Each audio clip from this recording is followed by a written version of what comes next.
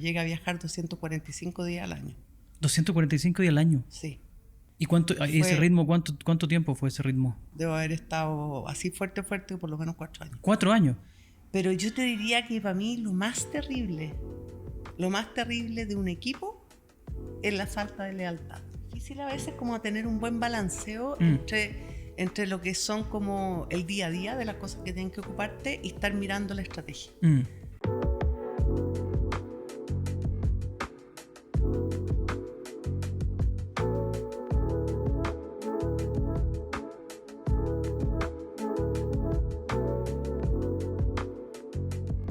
Hola, ¿cómo están? Bienvenidos al podcast No Negociable. Hoy día tenemos una gran invitada, tiene un currículum gigantesco. Voy a tratar de resumirlo sin quitarle mérito porque es gigantesco.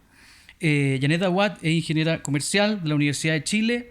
Desarrolló gran parte de su carrera en Sodexo. Trabajó más de 10 años ahí. Llegó a ser CEO de Sodexo y también tener un cargo regional de Sodexo en Latinoamérica.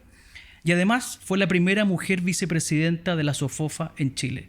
La SOFOFA, para los que nos ven de otros países, es un gran gremio empresarial. Es el más importante de Chile o uno de los dos más importantes de Chile por lejos, y ella fue la primera vicepresidenta mujer. Durante 10 años seguidos fue distinguida como una de las 100 mujeres líderes de Chile. 10 años seguidos. Y el 2011 recibió el premio de la mejor ejecutiva por Revista Capital y ha sido destacada por la revista América Economía. En marzo del 2016 recibió en Nueva York el premio de buenas prácticas en materia de igualdad de género de la ONU, donde le tocó dar un discurso, que ustedes lo pueden buscar en YouTube. Fue un discurso muy emocionante. Yo creo que para ella fue muy emocionante también, porque yo creo que es un momento de su carrera muy, muy importante. Ella es parte de muchos directorios. Voy a nombrar dos, pero son muchos directorios los que está ella, el directorio Concha y Toro y de Empresas Corona. Vamos a preguntarle a Janet Awad, bienvenida. Vamos a recorrer su carrera, vamos a saber qué decisiones fue tomando que la llevaron a estar donde está. Muchas gracias, Janet, por haber venido. Gracias a ti, Francisco, por la invitación. Janet, cuéntame un poquito. ¿Cómo era en el colegio? Inquieta, matea. Sí, era como una mezcla entre un poco nerds. Ok. En el sentido de que obviamente no era de las que la llevaban no era de las desordenadas en la parte cuando estaba en clase. Cuando estaba en clase me aplicaba, pero cuando había los espacios de recreo y eso, era bien payasa. Okay. Pero siempre bien matea, bien responsable y obviamente cuando habían lío normalmente no estaba yo metida ahí. Pero muy buenos recuerdos de mi época de colegio. ¿Y decidiste estudiar ingeniería comercial? Sí, pero antes de eso yo estudié, yo quería ser nutrióloga. Ok. O sea, y estudié, entré a nutrición en la Universidad de Chile. Y la verdad que fue ahí durante como a la mitad del año que una profesora que tenía yo de políticas públicas me llamó y me dijo, mira, yo esto nunca lo he hecho con un alumno, pero yo creo que tú estás equivocada de carrera. Entonces me dijo, mira, yo te veo cómo participa en los casos, los desarrollos, la verdad me dijo que no sé qué está haciendo acá.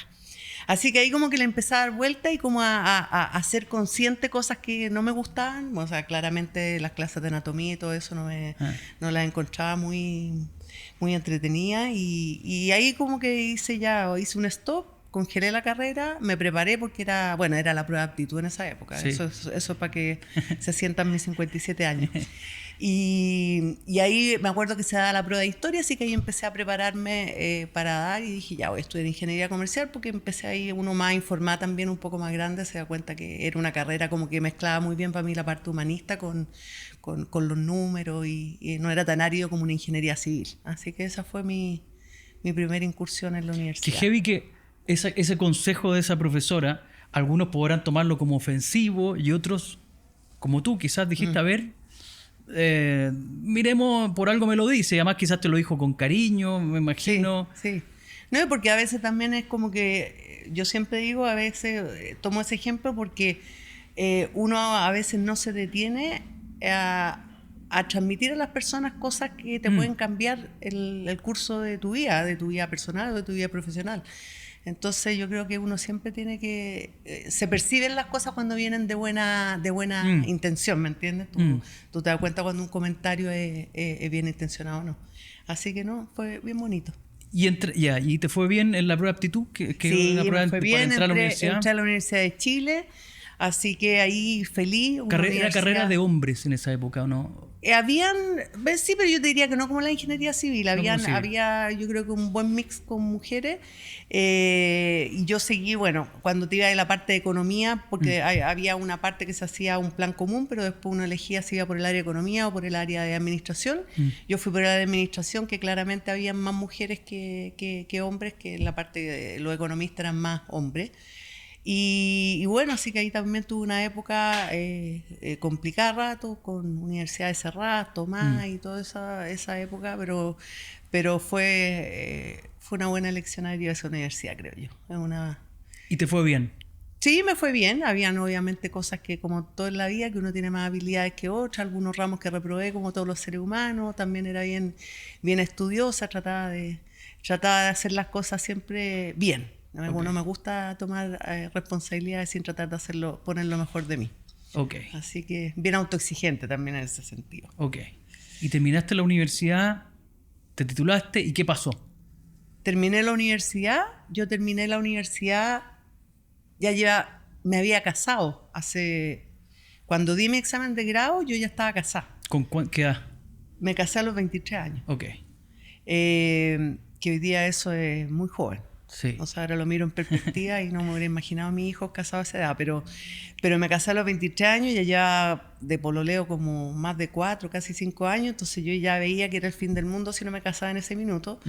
Y bueno, fue también ahí un tema complicado en el sentido de que, claro, mi papá decía, oye, pero no, esta niña no se va a casar, no va a terminar, que le queda el último año, el examen final y todo, pero no, yo sabía que había que terminar lo que habíamos partido, y fue un periodo también bien entretenido, pero que claro, mirándolo así, yo no tuve como esa etapa de ahora que uno ve los chiquillos más jóvenes que se dan como tiempo para uno, para conocer, para viajar o hacer otras cosas, ni pensar en esa época haber hecho un posgrado, porque no estaban la alternativa y las opciones que hay hoy día. Yo diría que era un poco más restringido a los economistas que podían optar a algunas becas, pero en esa época era difícil imaginarse uno como un ser humano común y corriente pudiendo acceder a eso.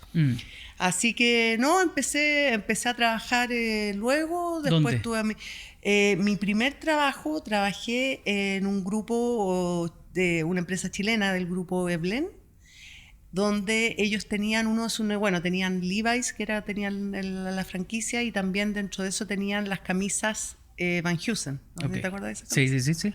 Ahí entré yo al área de marketing, al área de productos, así que partí de cero, hasta trabajando en la bodega, contando botones, alfileres, todo eso, y bueno, ahí estuve, no mucho, como casi 2 años en el área de producto, y me fui de ahí a trabajar a L'Oréal, donde estuve como 8 años. 8 años. ¿Y cómo pasaste de ahí a L'Oréal? ¿Te llamaron? ¿Cómo fue? ¿Postulaste? Sí, postulé. Me acuerdo que me encontré con una compañera de la universidad que trabajaba hace tiempo ahí, y yo le conté que estaba como inquieta profesionalmente y todo, en términos de hacer otro tipo de cosas, y ya venía una época en que se veía todo esto, que ya se iba a mandar todo a hacer afuera, porque en esa época había mucho que se fabricaba, ya todavía la fabricación nacional era importante en la parte de vestuario. Así que me llamaron a entrevista, pasé la entrevista y entré como product manager del área de fragancias de lujo, que era Ralph Lauren, Armani, Paloma Picasso y eso, por ahí yo te diría. Y partí como jefe de producto, así que harta vida en montaje, eventos, testeo los fines de semana, así que los malls no son precisamente algo que me apasiona porque... ¿No te trae buenos recuerdos? Lo asocio con harto trabajo. Y después, bueno, los últimos años ahí tomé la dirección de una marca que es de cosmética, que se llama Helena Rubinstein, y ahí estuve, bueno, un rol un poco como cabeza de negocio, digamos. Entonces ahí tenía... y ahí fue cuando me llaman a participar del proceso cuando entré a Sodexo. Ok. ¿Y entraste a Sodexo? Sí. postulaste, o sea, te llamaron y postulaste, qué sé yo, Sí. y entraste a Sodexo. ¿Y cómo fue eso? Entré a hacer un cargo que no existía, que era marketing y estrategia, y era un cargo en la filial en Chile, o sea, para el Comité Ejecutivo de Chile. Y bueno, partí de algo que era como distinto porque a diferencia, no sé, de L'Oréal, una empresa que ya tiene toda una conformación bastante, yo te diría, de una mirada más global en términos de los procesos, en términos de la estrategia, etcétera. Yo te diría que esta era una empresa más laissez-faire, o sea, tú podías ir armando las cosas de acuerdo a los mercados locales y proponiendo. Después, obviamente, con los años se fue también poniendo los pantalones largos en algunos aspectos más de mirada más global. Así que ahí partí, mi jefe era un francés que me contrató, estuve en ese cargo realmente como un año, porque ahí el que era el regional, al que le reportaba la zona, o sea, al que le reportaba Chile, me propuso partir armando esta posición de estrategia y marketing y asunto corporativo a nivel de la región, de Latinoamérica. Okay. Entonces se supone que era un teórico, parte con 30%, y al final esto se transformó en que empezó a tomar mucho tiempo y bueno, tuvimos que buscar ya mi reemplazo más rápido, y ahí empecé ya con un ritmo de viaje bien importante que llegó a ser, todavía me acuerdo porque tenía que reportarlo a Francia, pero llegué a viajar 245 días al año. 245 días al año. Sí, lo cual no me da orgullo contar porque... ¿Y ese ritmo, cuánto tiempo fue ese ritmo? 2 años. No, debo haber estado así fuerte por lo menos 4 años. 4 años. O sea, 1 año ya es suficiente.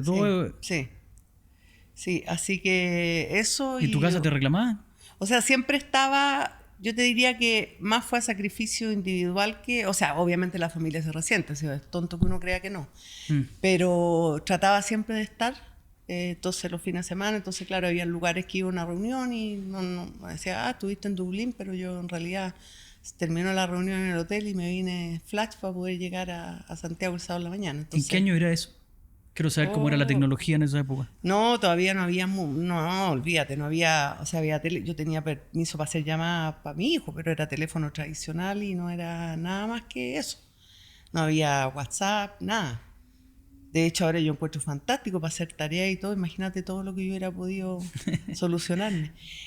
Así que fue harto sacrificio, o sea, entretenido porque un periodo de aprendizaje tremendo. Yo creo que no hay nada mejor. ¿Pero en qué año te dejaste entretener viajando? No, siempre viajé mucho, pero eso fue lo que te hablo, fue como así la cúspide de... ¡Qué locura! No, que fue ya así como que estaba hasta despistada donde despertaba. Claro. Donde despertaba, sí. De repente no... Siempre, de hecho, en los hoteles el único lugar donde me gustaba dejar la luz un poquito prendida, pero era para tener un sentido de la realidad cuando me despertaba, en el fondo. Pero nunca me gustaba la televisión, así que por lo menos la luz la dejaba un poquito prendida. Así que hubo periodos duros también. Si pudieras volver atrás, ¿volverías a hacer lo mismo? ¿O fijarías otras reglas? ¿Harías otras exigencias? Sí, mira, quizás lo que haría diferente es que yo creo que uno lo mira en perspectiva con más años también, pero yo creo que el costo individual o personal, porque uno obviamente lo que dispone lo pone después a servicio de los hijos, claro. Básicamente, o sea, ni siquiera alcanzo a decir al marido, pero porque uno al final como papá o como mamá trata de priorizar eso. Yo creo que sí, yo creo que de repente pagué costos muy altos que no sé si a la larga te los reconocen, en el sentido del cansancio, de repente, no sé, de la salud, que igual te venía, no sé, te bajaban las vitaminas y todas esas cosas que te pasan obviamente cuando estás con un ritmo pesado, si al final eso no es sustentable por mucho tiempo.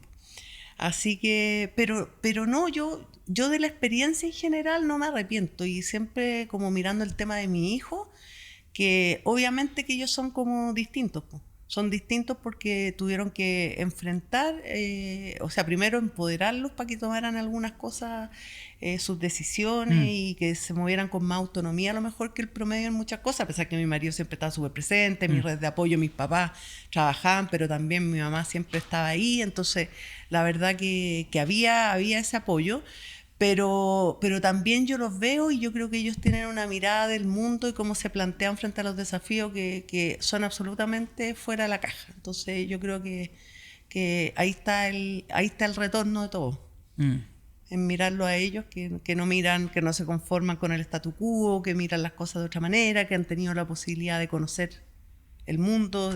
Para mí siempre fue súper importante llevarlo a conocer, a viajar, a que vieran las partes bonitas, pero no solamente las playas y los resorts, sino que también las ciudades, cómo se viven, cómo son.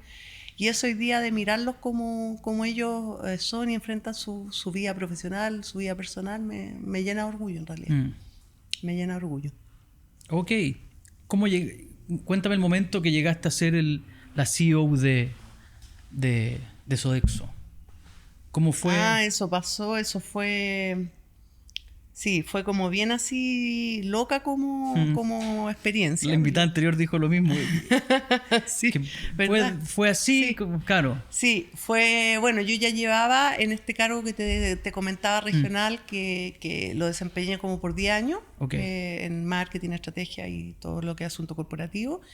Y a fines del año 2007, mi jefe me dice un día a otro, me dice, vamos a volar... no sé, en 2 días más a Francia, una reunión con el CEO mundial, digamos. Bueno, pero dime algo, ¿no? Que no te puedo decir nada. Entonces fui así, imaginándome de todo. Te imagináis desde lo más... De lo malo hasta lo bueno. De lo malo hasta lo bueno. Y fue un viaje literalmente de 24 horas. O sea, aterricé, fue una reunión almuerzo y en la noche me embarqué de vuelta. Fue mi viaje más corto a París que he tenido en mi vida. ¿Te notificaron cortita? Sí, no, fue un almuerzo súper entretenido. Bueno, yo en realidad le tenía mucho aprecio a Michel Landel, que era en esa época el CEO, y a Elizabeth Carpentier, que lleva mucho tiempo también en recursos humanos. Y ahí, bueno, me plantearon este desafío. Chile en ese minuto, bueno, aunque por los datos macroeconómicos tú podís creer que a lo mejor no era un país muy relevante en la región, pero era sí el país que tenía el volumen de negocio más importante y estaba obviamente pasando por un momento complicado de crecimiento, de rentabilidad y bueno, y obviamente que eso te golpea en el clima organizacional y otro tipo de indicadores. Así que fue un desafío importante. Yo la verdad que cuando me dijeron esto dije, pero yo cómo voy a tomar eso, o sea, como que yo decía, bueno, lo otro como que me sale súper natural. Claro. Y había mucho que hacer de sinergia, de no inventar la rueda, entonces yo estábamos avanzando un montón en muchos temas que ya estábamos abordándolo de una manera mucho más estándar a nivel de la región. Así que ahí me dijeron, no, que precisamente por eso, porque necesitamos a alguien que tenga como otra parte de habilidades desarrolladas para poder como reencantar y reinventar un poco la empresa. Ellos vieron en ti esa capacidad. Sí. Así que ahí, bueno, ahí fueron 2 años de servicio militar fuerte en el sentido de, obviamente, decisiones no fáciles, sobre todo con personas, de tratar de ver cómo se fortalecían los equipos. Uno tampoco es fácil, gente que uno conoce muchos años, que te costaba tomar decisiones de decir, mira, no es la persona ahora y hay que... Entonces fueron momentos complicados, pero bueno, después hubo buenos frutos de todo ese trabajo, así que... ¿Cuántos años estuviste en ese cargo, CEO? Del 2008, pero ese cargo como CEO terminó en el 2015, cuando viene la nueva organización y yo tomo la coordinación regional. También quedo con Chile. En el fondo me cambiaron el título, después pasó a ser Country President, pero era porque era un rol, como se pasó a matricial, era un rol que tenía más que ver con coordinación, articulación, que decisiones que tenían que ver con la estrategia de los negocios. ¿Ya? Entonces se cambió un poco el... ¿Cuál crees tú que es la mejor característica que debiera tener un CEO? Un par de características o la mejor. Pucha, yo creo que la capacidad de movilizar y de como transmitir energía a los equipos para que pasen las cosas, yo creo que eso es como una característica que es bien necesaria, o que quizás de repente la encontrás que las personas que se desempeñan como sobre la media, tú te das cuenta que tienen características de ese tipo, o sea, un poco un poco que te encantan y por eso, bueno, se une a temas de liderazgo que son bastante fuertes, habilidades comunicacionales que van unidos a eso, porque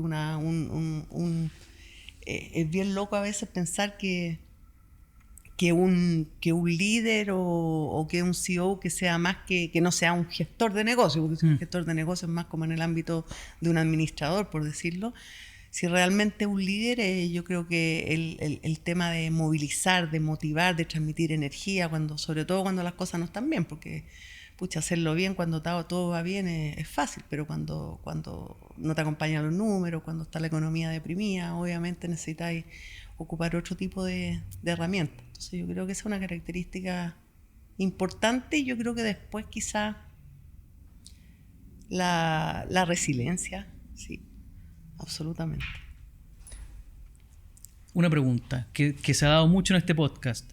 Hay algunos que valoran la vulnerabilidad cuando están en posiciones de poder, como ser CEO de algo.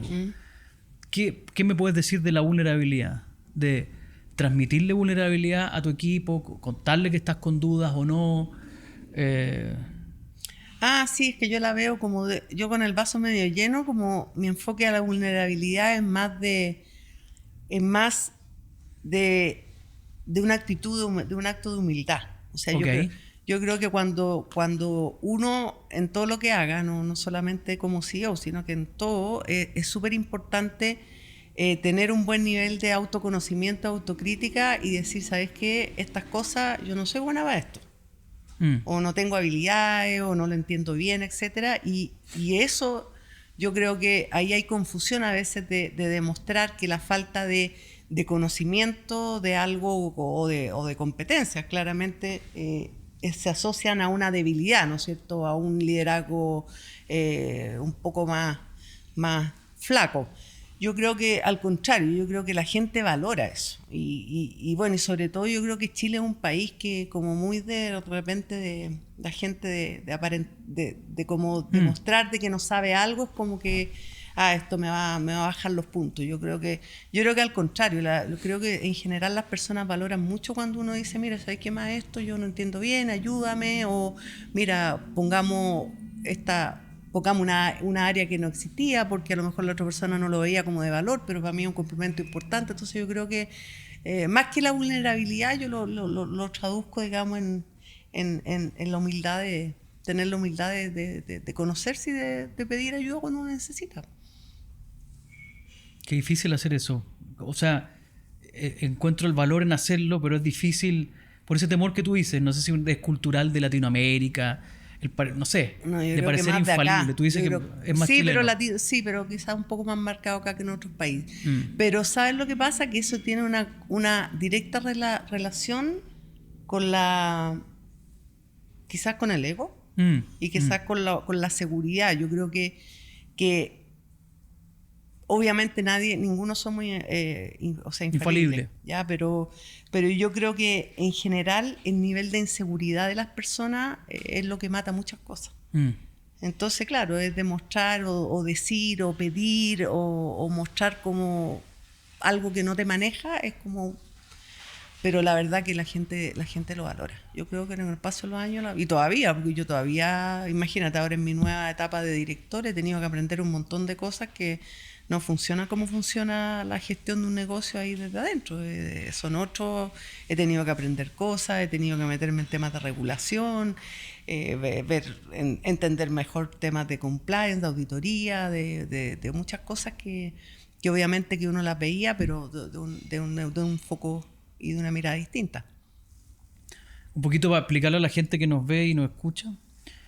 Los directores de empresa, que para muchos es una obviedad de lo que hacen, pero no para todo el mundo, y en la gracia de este podcast es que permite que gente que no conoce a CEOs, a directores, sepan de qué se trata. Los directores de empresa miran la parte estratégica de una compañía y el gerente general, el CEO, le reporta a ese directorio, ¿cierto?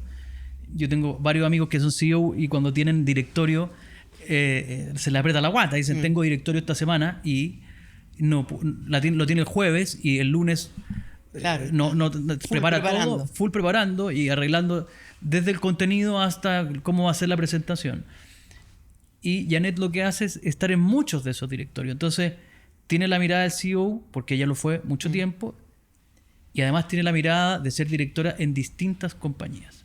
Entonces, te quiero preguntar una cosa, en ese contexto, ¿cuál ves tú que es la mayor debilidad de los CEOs en general? ¿Qué debilidad ves? Yo creo que más que una debilidad es algo que se asocia al cargo, y más que una debilidad yo veo que es como una desventaja que hay que estar consciente de cómo se puede suplir. Y yo te diría que son dos cosas. Una es que muchas veces se quedan encerrados en el interior de la organización. Ok. Y yo creo que hay que darse espacio para salir un poco más de cara a la comunidad, participar en temas gremiales, participar en mesas de trabajo público-privada para poder opinar de temas de políticas públicas desde el aterrizaje, digamos, práctico, etcétera. Entonces, yo, y lo digo porque lo viví, o sea, hay periodos en que uno dice, oye, pero es que no puedo salir de acá, estado entre los clientes, entre el trabajo acá, las reunionitis que tenemos y todo, pero yo creo que en general hay mucho que ya lo están haciendo, pero creo que eso es algo que hay que estar consciente de que el mejor, ¿cómo se dice?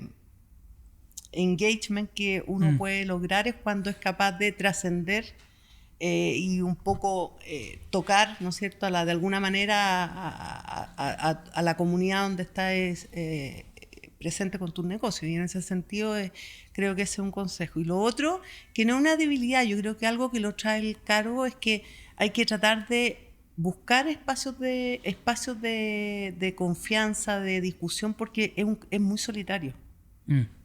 Es muy solitario. Entonces yo creo que buscar, bueno, hoy día existen algunas instancias ya como formales de grupos de pares que uno firma acuerdos de confidencialidad y se discuten problemáticas, desafíos, y se tiene, digamos, un poco cuál es el feedback o cuál es la opinión que tienen las personas que hacen tu mismo rol en otros negocios, en otra industria. Pero yo te diría que esas son como las dos cosas que yo siento que... Ok. En los equipos que lideraste, ¿qué cosa no está permitida de las personas que trabajan en tus equipos? ¿Qué no es negociable en los equipos que lideraste? ¿Qué actitudes, qué cosas no te gustaban? Mira, yo te podría decir que la cosa... Porque hay cosas que pasan en el quehacer del trabajo, en todo, digamos, no solamente en la gestión operacional de los negocios, sino que también en un directorio, etcétera. Hay cosas que tienen que ver a veces, no sé, con momentos, con que el ánimo, la gente a veces no está de la mejor manera y puede exaltarse o puede tratar de defender sus opiniones o sus posturas. Pero yo te diría que para mí lo más terrible de un equipo es la falta de lealtad. Y yo creo que, claro, cuando uno tiene esa connotación de la lealtad tan arraigada, te hace pensar por defecto que toda la gente, o sea, tú pones todas las fichas en que la gente está jugando tu mismo partido, y cuando... Yo te diría que los mayores desencantos son cuando te das cuenta que la gente no está dispuesta a poner las mismas fichas por ti. Entonces, eso yo te diría que a mí el tema de la lealtad me creo que es fundamental. Porque la lealtad tiene que ver con la confianza. Tiene que ver con cosas que van mucho más allá de tener un cargo o no tener un cargo. Entonces, uno al final, yo creo que en mi aprendizaje es que uno no puede a veces extender cosas que uno las siente de una manera y creyendo que todos los seres humanos lo miran de la misma manera, cuando hay muchas cosas que para las personas son transaccionales y son cosas de un momento, son porque estás ahí, son porque tienes el cargo y no son porque eres la persona que eres, no es porque eres Francisco que yo me siento y te hablo esto así. Entonces hay experiencias también que han sido poco gratas, pero yo te diría que la lealtad es una de las cosas, o sea, ser transparente, contar, decirte las cosas como son. Yo creo que lo más valorado eso es que es con respeto decirse las cosas y no andar, digamos, con doble juego. Ese tema de las máscaras a mí Era bien mala para detectarlo, pero creo que con el tiempo la vida te enseñó. la vida me ha ido enseñando, pero Y media después, naif en ese sentido, a pesar que... yo he conocido gente que era naif en ese sentido, la vida le ha ido enseñando, pero siguieron siendo confiadas. ¿Tú sigues siendo confiada o empezaste a apretarle al caballo, pegarle una frenada? O sea, yo creo que en la esencia igual creo en las personas. Ok. En la esencia, porque creo que si no uno no es lo que es, digamos, porque no es dejar de... Pero soy más cautelosa. Soy más cautelosa, yo creo, con quién me abro más, con quién menos, qué digo, qué no digo. Sí, en ese sentido yo creo que me hizo cambiar un poco la perspectiva algunas experiencias, pero obviamente uno no puede generalizar, pero claro, cuando uno tiene estos temas de que vamos por la gente y me los juego y voy y la lucho y cosas, y, más, y sobre todo en empresas que hay temas políticos que trascienden las fronteras del país, tener que llegar a otras líderes a tratar de conseguir algunas beneficios o cosas para la gente y de repente es bien brutal darse cuenta que no están todos en la misma página. ¿Qué es lo más difícil de ser CEO de una compañía? ¿Qué crees tú? Tú que lo fuiste y que te toca analizar los trabajos que hacen ellos en tu directorio. ¿Qué es lo más difícil? Aparte de la soledad del cargo que me imagino que ya nos han mencionado, lo solitario que es el cargo muchas veces. ¿Qué es lo más difícil aparte de eso? Sí, yo creo que es difícil a veces como tener un buen balanceo entre lo que son como el día a día de las cosas que tienen que ocuparte y estar mirando la estrategia. O sea, esa mezcla en de repente despegarte de la tierra un rato y decir, pucha, ya, pero yo cómo me imagino esto a 5 años. Bueno, me acuerdo que antiguamente los planes eran 10 años, los planes estratégicos, eran otra época. Pero de imaginarte, decir, pucha, ¿y esto cómo va a ser? Que ayer estuvo súper interesante, participé en un seminario y mostraron un video de los supersónicos. Y en realidad que tú miráis ese video y eso es como... O sea, todo lo que está en el video está pasando. O sea, era una cosa premonitoria. O sea, la visión que tuvo el que hizo los supersónicos es una cuestión increíble. O sea, hasta la telemedicina, yo no me había dado cuenta de eso, pero ayer lo mostraron, hasta hacían telemedicina. Ahora, la única parte que no han implementado... Los autovoladores. No. Y lo otro que a mí me encantaba esa parte, porque me da mucho aburrimiento todas las mañanas, era que, me acuerdo, Cometín Sónico tenía una máquina que programaban la ropa que se iba a colocar y pasaba por una máquina que lo bañaba, que lo secaba, que le ponía el talco, en este caso, bueno, yo pediría que me pongan la crema, y después salir vestida, maquillada y peinada. O sea, eso para mí sería ya el sueño hecho realidad, pero no hemos llegado ahí todavía. Janet, ¿cuál es el peor consejo que te han dado? Que tú decís, oye, ¿cómo hice caso? El peor... pero un consejo que haya hecho caso. Que haya hecho caso. O no, quizás no. Puede ser que haya sido malo y tú hayas dicho, no, muy malo ese consejo. Como una invitada que nos contaba que le dijeron, no sonrías tanto. Le dijeron, no, eso es un muy mal consejo. Ella no hizo caso. Sí, yo creo que a lo mejor un consejo, no hagas tantas preguntas. No hagas tantas preguntas. Sí.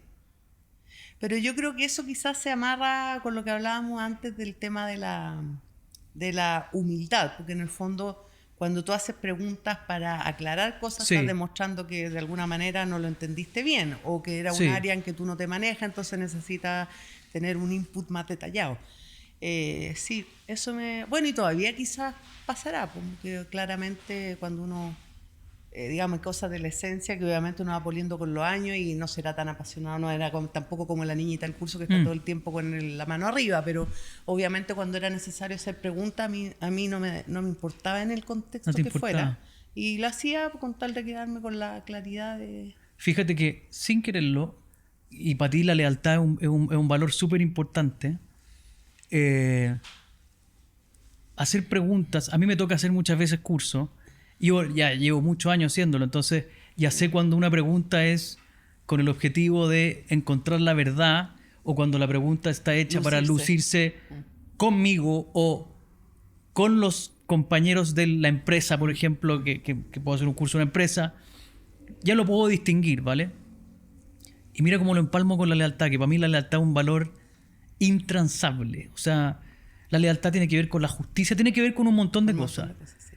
Yo siento que cuando alguien me hace una pregunta para lucirse, y voy a con talento sacármela, o sea, lo puedo hacer que se luzca también, lo puedo hacer. Yo encuentro que es desleal cuando alguien pregunta no siendo lealmente, intelectualmente leal. ¿Me explico? O sea, una pregunta que tiene como búsqueda la verdad y que tiene una duda legítima es increíble cuando te la... Porque hay cosas que son como regalos que uno se da. Cuando el otro se abre y te pregunta con una duda legítima, es un regalo que te está haciendo. Te estoy regalando mi vulnerabilidad, la vulnerabilidad del desconocer algo. Y ese regalo tú lo devuelves con un regalo que es tratar de explicarle bien, ¿cierto? Sí. Pero me puse a pensar eso, que te dijeron no hagas tantas preguntas. En la negociación, y a mí me toca negociar todo el tiempo, yo siempre digo que la gran pregunta que siempre tienen es cómo negociar de local o de visita, o sea, si conviene ir o no ir. Cuando uno está de visita en otra oficina, uno está en desventaja en teoría. Entonces, lo que yo digo es que lo mejor en una negociación es ir de visita, o sea, tú yendo a la oficina del otro, y jugar de local. ¿Y cómo se juega local estando de visita? Es precisamente haciendo preguntas. Cuando tú le haces muchas preguntas al otro, lo que haces es llevar el ritmo de la negociación. Claro. Y tienes al otro respondiendo. Y eso hace que el otro sienta que él es la visita y tú el local. O sea, encuentro muy malo el consejo que te dieron. Estoy de acuerdo contigo. Porque preguntar es una virtud. Es una virtud. ¿Y cuál es el mejor consejo que te han dado? El mejor consejo, ese me acuerdo perfecto. Me acuerdo que era en esa época cuando yo entré a L'Oréal, y el que era el CEO en francés me dijo: para tener éxito, lo más importante es tener la espalda fuerte. A ver, ¿en qué sentido? Yo creo que era en el sentido de la resiliencia. Ok. Ya, yo creo que obviamente cuando uno está en posiciones de toma de decisiones, de dirección, etcétera, obviamente uno está más expuesto y y las cosas nunca resultan siempre bien. Claro. O sea, hay una probabilidad importante de que se fracasa en proyectos, hay años buenos, hay años malos, etcétera. Entonces, yo creo que eso, como esa capacidad de levantarse, o sea, yo sí mirara algo que fue un padrón siempre, era que yo siempre me reencantaba, me paraba sola, me reencantaba sola, no necesitaba que me inyectaran energía externa en realidad. Eso era porque siempre me acordaba que el que me dijo: lo más importante es tener la espalda fuerte. Es clave. Porque no hay nada peor después. No hay nada malo te puede pasar. O sea, yo siempre digo, o sea, lo peor que uno le podría pasar es que un hijo se enferme. Eso es inmanejable y es el temor que tenemos todos los que somos papás, ¿cierto? Pero cuando tenéis la espalda fuerte, cuando sabéis que no hay nada mucho más malo que eso, no te mueves en la vida con temor. Claro. Hay gente que se mueve pisando huevo. Porque hacen este paso, ¿no? Se puede enojar este de acá, y si se enoja este de acá me pongo en su radar. Y tomar decisiones con temor es lo peor que se puede hacer. Lo peor que se puede hacer. Absolutamente. ¿Qué te hace feliz ahora? Que es muy distinto lo que te hace ya feliz cuando te pegáis esos viajes, esos 240 días de viaje. ¿Qué te hace feliz ahora y qué es distinto? ¿Qué me hace feliz ahora? Yo creo que, bueno, no te conté la parte más importante, soy abuela. Sí. Tengo una nieta de 2 años y otra que acaba de nacer de 2 meses. Las dos bueno, yo tengo tengo 2 hijos. Ok. Este es de mi hijo Sebastián. Mi hija Carolina no tiene todavía niños. Así que sí, me hace feliz poder estar viviendo esta etapa en que puedo darme más tiempo para lo familiar, para disfrutar, aunque no viven acá. Mis 2 hijos viven afuera. Ok. Y eso, sí, eso me da alegría. Yo te diría que en general la sensación de poder un poco disponer más de la agenda, de que la agenda disponga de ti, que yo estuve un tiempo así viviendo como en una batidora, que me sentía de repente como que era como, la Loreto, que fue mi asistente por muchos años, me decía: jefa, es que acá si alguien viera, esto es como un reality que tendríamos un rating fantástico. Porque era como que váyase acá, después ya me cambiaba en el baño si tenía que en la noche algo con un evento con clientes, y me arreglaba ahí mismo el secador, la plancha, el maquillaje, todo. Entonces era todo así. Yo te diría que lo rico de ahora es eso, y de la parte personal, poder un poco, que uno ya como que disfruta y está con la gente que quiere estar. Yo creo que cuando uno está más joven, de repente, oye, es que tengo que ir ahí porque es bueno que me vean, es bueno para conocer. Yo me siento como que esa etapa ya no es que sea muy autosuficiente, que diga, oye, es que no necesito. Yo creo que siempre uno necesita estar como establecer las redes, porque creo que es bien importante en todos los aspectos. Pero hoy día, como en esos aspectos, lo hago porque quiero, y hablo con la gente que quiero, y estoy con la gente que quiero, y si no me hubiera dado buena impresión tu trabajo y todo lo que hay hecho, no te hubiera dicho que sí por aparecer en el podcast, te hubiera dicho que no. Entonces, esas son licencias que yo creo que a esta altura de la vida uno se las permite. Y lo otro, la parte profesional, que yo creo que es también... A mí me gusta mucho esto de haberme dado, porque estuve en la duda si después me reenganchaba con el trabajo ejecutivo o seguía en los directorios, y sabes que yo cada día le encuentro, yo en directorio en realidad de empresa estoy en 3, ya los otros son fundaciones, pero en empresa, y me doy cuenta que todo el hecho de haber estado como en la otra cara de la moneda es de súper valor. O sea, el hecho, yo me doy cuenta... ¿Hace la diferencia un director que no? Yo creo. Yo me doy cuenta, bueno, y sobre todo yo que tuve entre comillas la suerte, pero también lo duro que es cuando una empresa que es súper fuerte en recursos humanos, en personas, hay temas que son apasionantes, la manera como uno mira las relaciones laborales, distinto a cómo lo mira los otros, y todo, al final, cuando uno lo mira desde la experiencia, es siempre distinto el aporte que uno hace a la mesa. Es súper distinto. Y eso a mí como que me gusta, porque siento que no es... Esa no es pega para mí, porque siento que es como compartir lo vivido y lo aprendido y lo mal hecho también, porque hay cosas que uno hace y que dice, oye, ¿sabes qué? Esto no lo hagáis porque yo lo hice y no resultó.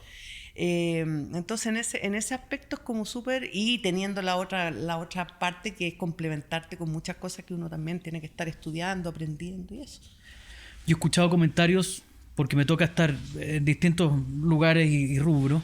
Yo he escuchado, por ejemplo, que hay distancias, no entre el directorio, sino entre el corporativo, por ejemplo, empresas que tienen el corporativo en Santiago y lo operacional en Antofagasta, y hay diferencias de miradas desde el corporativo y el operacional. Y hay diferencia de mirada desde el directorio, el corporativo y el operacional. O sea, son 3 instancias distintas y que tienen distintas visiones. Por eso que es tan importante que tú hayas estado en lo operativo, en este caso, porque me imagino que un director que nunca ha estado en lo operativo puede ser muy creativo y llevar y ejecutar la idea que tiene puede ser muy difícil. No, y además que sobre todo también haber estado en el desempeño de un cargo de gerencia general, porque es como un cargo que es bastante paraguas, o que articula, y que sin ser experto en todas las áreas te toca entrar un poco en todo. Entonces esa también te da yo te diría como una aproximación también bien multidisciplinaria de lo que uno puede aportar. No es que de un tema es que te especializaste, sino que un poco uno tiene un background en toda la área. Sí, eso lo encuentro interesante. Por eso a mí cuando dicen, no, es que hay que empujar a las mujeres en los directorios, yo digo, yo me pondría a empujar a las mujeres para que tomaran cargos de gerencias generales o gerencias operacionales, porque de ahí tener el semillero, ¿no es cierto?, para los directores del futuro. Totalmente. Yo haría esa vuelta, más que pongamos cuotas y pongamos... Sí. Me gustó, osada. Está buena esa. Osada lo que dijiste, me gustó. Sí, eso ahí pondría foco. Janet, ¿cuál crees? Esta es una pregunta difícil, ¿vale? No es intelectualmente difícil, sino de pudorosamente difícil. ¿Cuál crees que es tu principal talento?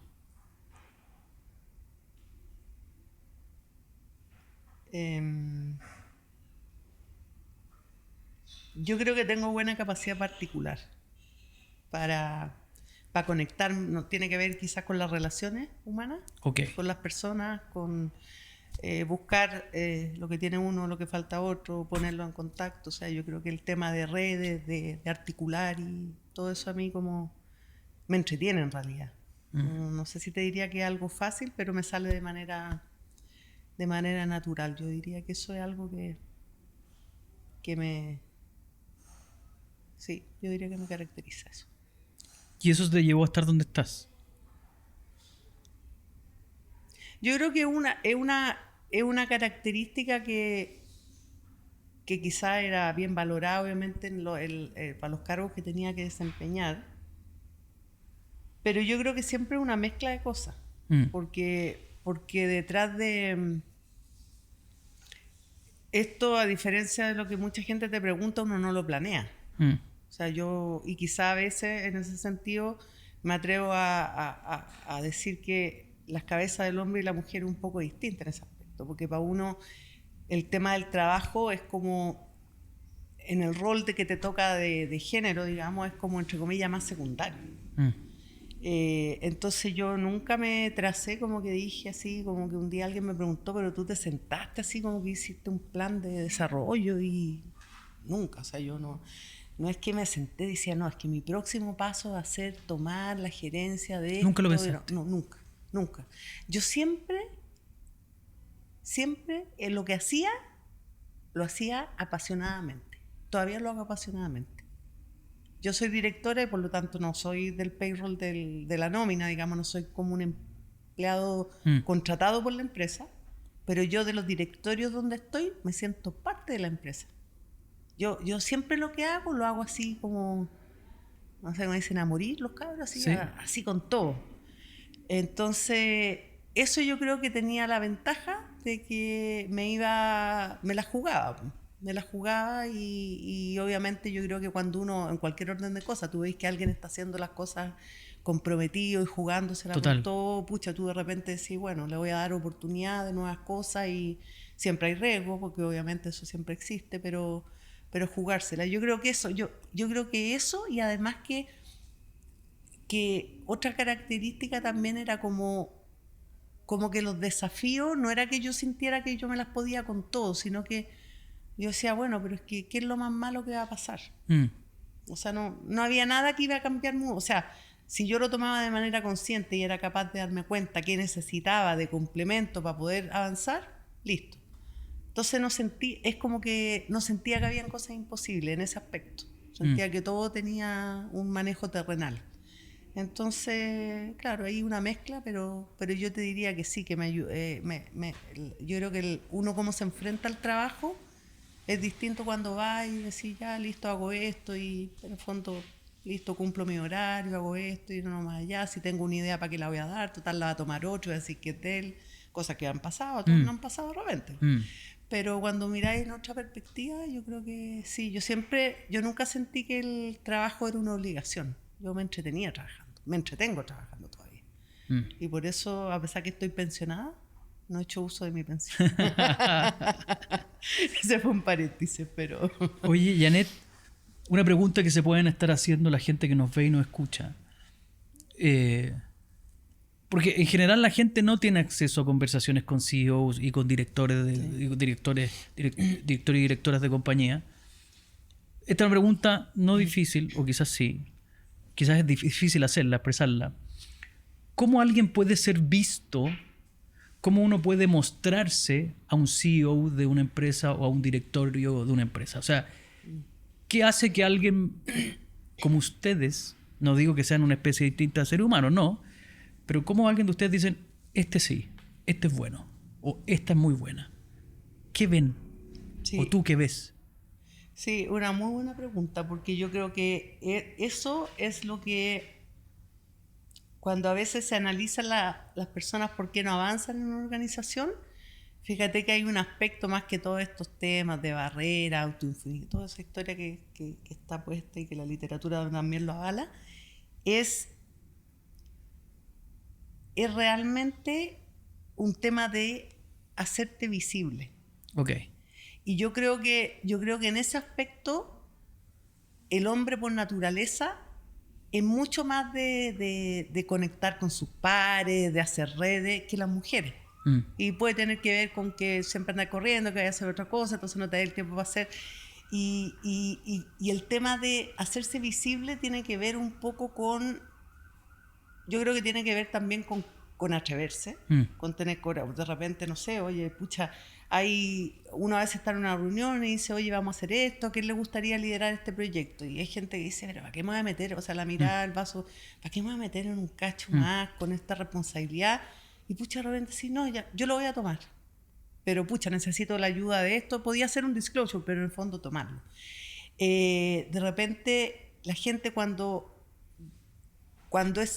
eso es un temazo, ¿eh? Hay personas que le intimida hablar en público. En público te estoy hablando no de una reunión con 1000 personas, en 100. Te estoy hablando en una sala de reunión.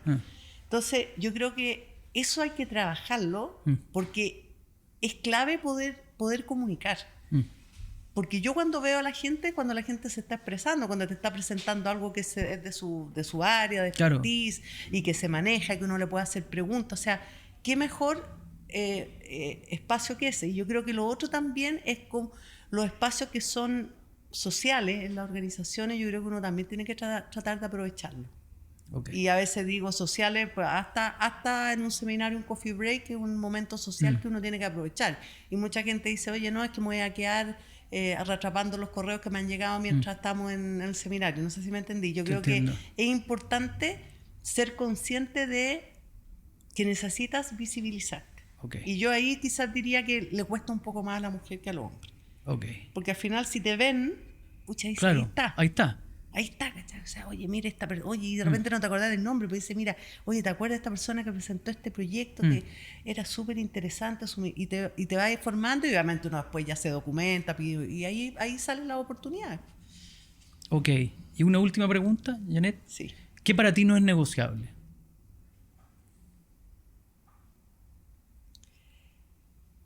Yo creo que mi familia no es negociable. Okay.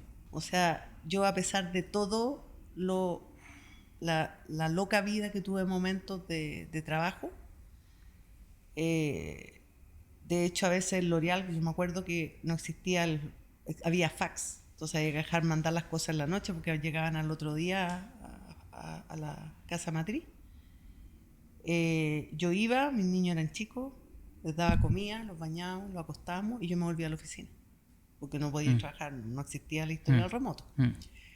Y también después yo tenía, eran a veces reuniones con personas de muy alto nivel y yo les decía, mira, ese día yo no puedo viajar porque es la primera comunión de mi hijo. O sea, yo traté siempre de estar presente. Obviamente que te saltaste cosas que no podías planificar, pero lo que era... Lo que tuviste a tu alcance. Lo que tenía a mi alcance, yo siempre puse por delante a mi familia, mi hijo, todos, mis padres todavía. Yo creo que la familia es el pilar fundamental de la vida de todos nosotros. Y yo creo que lo no negociable es la lealtad. Lo mismo ya mirándole por el otro lado. Yo creo que eso es algo que a mí me cuesta mucho darle una segunda vuelta. Pero la familia siempre... Y que yo creo que es algo que también lo digo porque mucha gente a veces se siente culpable. Yo creo que no hay nada peor que sentimientos de culpa. Yo creo que obviamente siempre uno podría haber hecho las cosas mejor. Cuando uno le pregunta a los hijos, seguramente siempre te van a decir que hay cosas que le hubiera gustado que tú hubieras hecho de otra manera. Bueno, tu pareja lo mismo, tus padres. Yo creo que uno obviamente no es la super mujer, ni mucho menos. Pero yo fíjate que no me, como decía la Edith Piaf, yo no me arrepiento.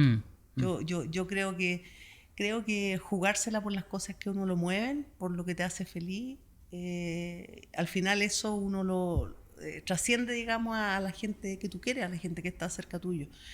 Así que yo, raya para la suma, como se dice, un buen balance. Ok.